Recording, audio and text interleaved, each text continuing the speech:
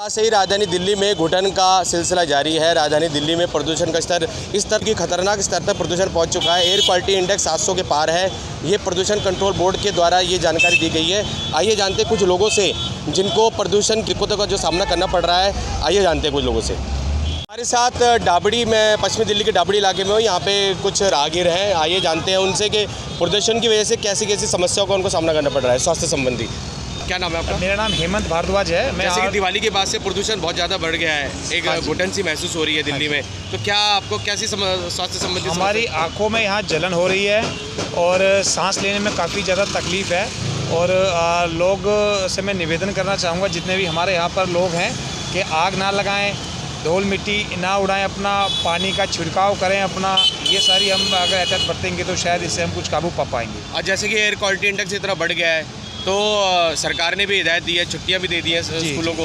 रोजी खाने के लिए, कमाने के लिए घर से उसको निकलना पड़ेगा, हमारी मजबूरी है। दूसरा, मैं दिल्ली सरकार पर यहाँ क्वेश्चन करना चाहूँगा कि दिल्ली सरकार की नाकामी है ये, कि आज तक इतने साल हो गए हैं, हर साल का यही बात है कि पोल्यूशन को कम कर लेंगे, स्मोक टावर लगाएंगे, पूरे विश्व का सबसे पहला स्मोक टावर दिल्ली में लगा है। ऐसा कुछ भी नहीं है, पूरी तरह यहाँ पर सरकार फेल है और हम लोग पछता रहे हैं आज यहाँ पर इतना बुरा जाता है। स्वास्थ्य संबंधी समस्या कुछ जो आ रही है? हाँ, बता रहे हैं ना आपको, हमें सांस लेने में काफ़ी तकलीफ हो रही है, हमारी आंखों में जलन हो रही है, हमारे बच्चे घर से निकल नहीं पा रहे हैं, हम लोगों को डबल मास्क लगा के घर से निकलना पड़ रहा है। बहुत ज़्यादा हम लोग परेशान हैं। हाँ जी। तो आपने देखा जैसे कि राहगीर इन्होंने बताया कि एक तो सरकार से भी नाराज़ है, दिल्ली सरकार से भी नाराज़ है उनके किए वादों से, और जो उन्होंने प्रदूषण को रोकने के जो उपाय किए हैं वो कह रहे हैं वो नाकाफ़ी है। और जैसे कि हमारे साथ ये राहगीर है, इन्होंने बताया कि स्वास्थ्य संबंधी समस्या भी आ रही है, बच्चों को भी स्वास्थ्य संबंधी समस्या आ रही है। तो इन्होंने सरकार को लेकर भी एक तंज किया है कि उनकी जो ये उपाय जो किए जा रहे हैं वो नाकाफ़ी है।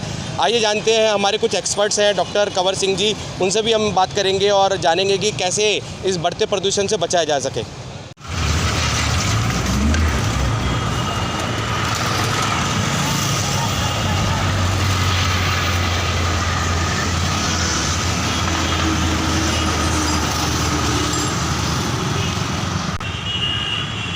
इस बात से अंदाज़ा लगाया जा सकता है कि सूरज की जो रोशनी है बिल्कुल धीमी पड़ चुकी है। आप देख सकते हैं कि प्रदूषण की वजह से थोड़ी विजिबिलिटी भी कम हो चुकी है। देखिए, बढ़ते प्रदूषण की वजह से आसमान में ऐसा लग रहा है जैसे कि बादल हों, और लेकिन ये बादल नहीं है, ये पॉल्यूशन है, अपनी जगह पर रुक गया है। आप देख सकते हैं किस तरीके से दिल्ली में गहराता हुआ ये प्रदूषण, आसमान बिल्कुल काला नज़र आ रहा है, जिसकी वजह से लोगों को सांस लेने में दिक्कत हो रही है। आप देख सकते हैं ये राजधानी दिल्ली का हाल है। अभी एयर क्वालिटी इंडेक्स यहाँ पे भी बहुत ही खतरनाक स्तर पे है।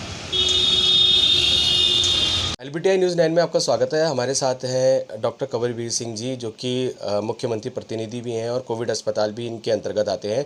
आइए जानते हैं इनसे कि प्रदूषण जैसे कि खतरनाक स्थिति में अभी बना हुआ है दिल्ली में दिवाली के बाद से ही, तो क्या दिल्ली के लोगों को एहतियात बरतनी चाहिए और दिल्ली सरकार इस पर अभी क्या काम कर रही है? सर नमस्कार। LBTI न्यूज़ 9 में सर, जैसे कि प्रदूषण का भी स्तर दिल्ली में बहुत, पहले तो हमें ये जानना जरूरी है कि ये प्रदूषण आया कैसे। हाँ जी, हाँ जी। हमें पता है दिल्ली में पिछले 15-20 सालों से इस टाइम पे जब क्रॉप हार्वेस्टिंग होती है, जब फसलें कटती हैं, दिवाली होती है, त्यौहार का मौसम होता है, इस समय हवाएं थोड़ी कम हो जाती हैं क्योंकि मौसम भी बदल रहा होता है।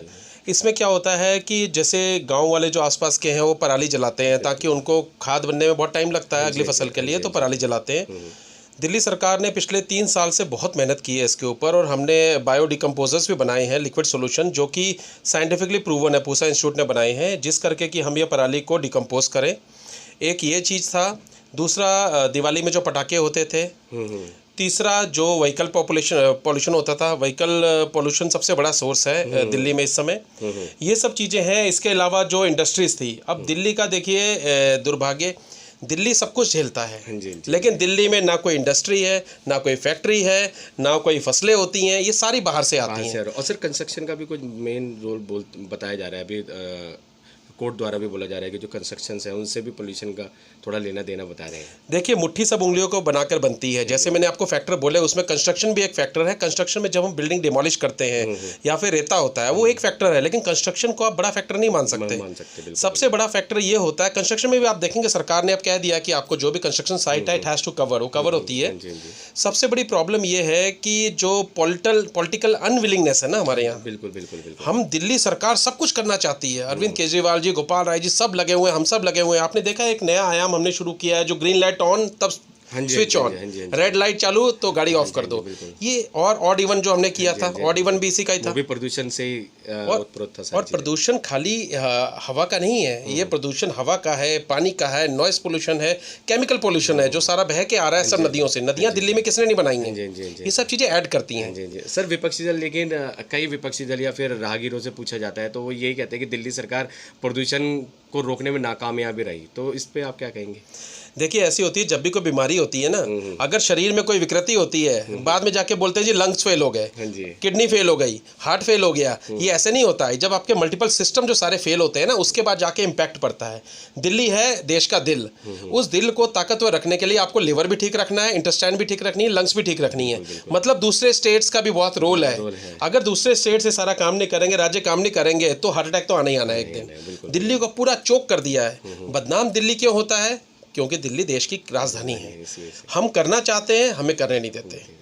हम यही सरकार से और हम प्रधानमंत्री से भी कितनी बार हम हाथ जोड़ा है। मुख्यमंत्री अरविंद केजरीवाल जी ने भी कितनी बार उनसे सलाह मांगी है कि भाई आप करें। उनको कहा है कि ये दिशा निर्देश आप इसमें पालन कराइए हमारे को। हम सब कुछ करने को तैयार हैं, लेकिन आपके यहाँ से पॉलिटिकल इतनी राइवलरी है कि अगर एक चीज़ देते हो तो चार चीज़ छीन लेते हो। बिल्कुल। हम कैसे काम करें बताएं? जैसे कि दूसरे राज्यों में जैसे पराली नियंत्रित रूप से जलाई जा रही है, जबकि यहाँ से निर्देश दिए जा रहे हैं और एक तरीके से रिक्वेस्ट वे में भी केजरीवाल जी द्वारा बोला जा रहा है कि आप ना जलाएं, लेकिन फिर भी वो जला रहे हैं। आज आप देखेंगे कि हरियाणा में ही आपके कई गांव में वहाँ की एडमिनिस्ट्रेशन कोई जाकर है, मतलब वो फायर ब्रिगेड लेके गए वहाँ खेत के अंदर, फायर ब्रिगेड से बुझा रहे हैं। अब उनको भी समझ में आ रहा है, अगर ये प्रॉब्लम खाली दिल्ली की होती तो फरीदाबाद, तो झज्जर, तो बहादुरगढ़, रोहतक, ये सब जगह क्यों स्कूल बंद होते? बिल्कुल। स्कूल बंद करना सोल्यूशन नहीं है, हमारी मजबूरी है।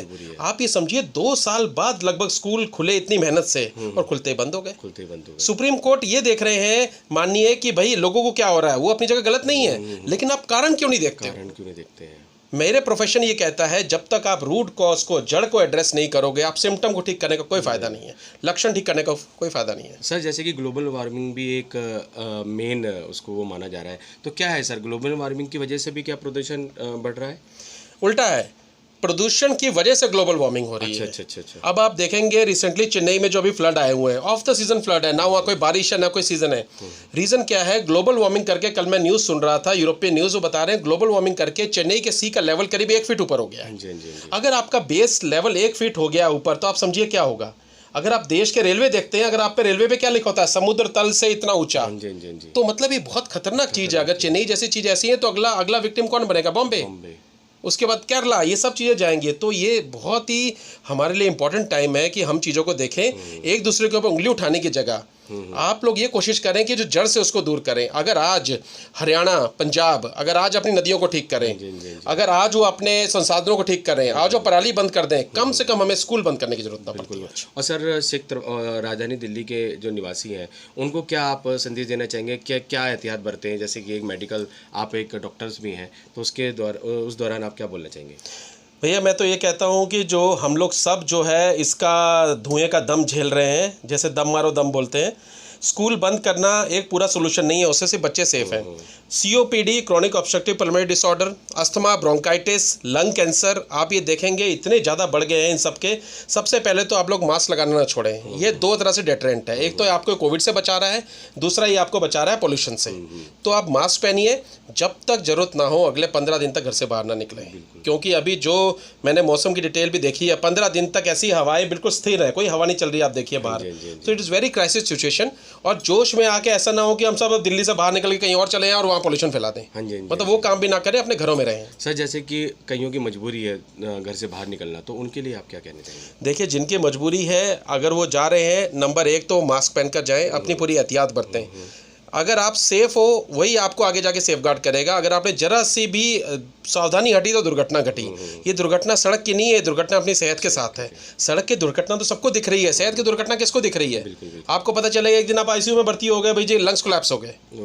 आज सबसे ज़्यादा पेशेंट हिंदुस्तान में लंग्स के हैं, सीरियस डिसऑर्डर हैं, अल्जाइमर के हैं, मेमोरी लॉस हो रहा है लोगों को, क्योंकि जो स्मोक में कार्बन मोनोऑक्साइड होती है ये आपकी मेमोरी लॉस करती है। ये लोग समझ नहीं पा रहे हैं। हम चाहते हैं कि लोग ये चीज़ समझें, लोगों को अवेयरनेस हम लाना चाहते हैं इस चीज़ के लिए। थे हमारे साथ डॉक्टर कंवरवीर सिंह जी, जिन्होंने हमें बताया प्रदूषण से कैसे हम बचाव कर सकते हैं और बाहर निकलने से भी बच सकते हैं। तो सेक्टर वासियों से और राजधानी दिल्ली के निवासियों से यही निवेदन करते हैं LBTI न्यूज़ 9 के माध्यम से कि प्रदूषण के दौरान कम बाहर निकलें और डॉक्टर साहब ने जो हिदायत दी है उसका पालन करें। LBTI न्यूज़ 9 से संदीप चौहान और उमेश की रिपोर्ट।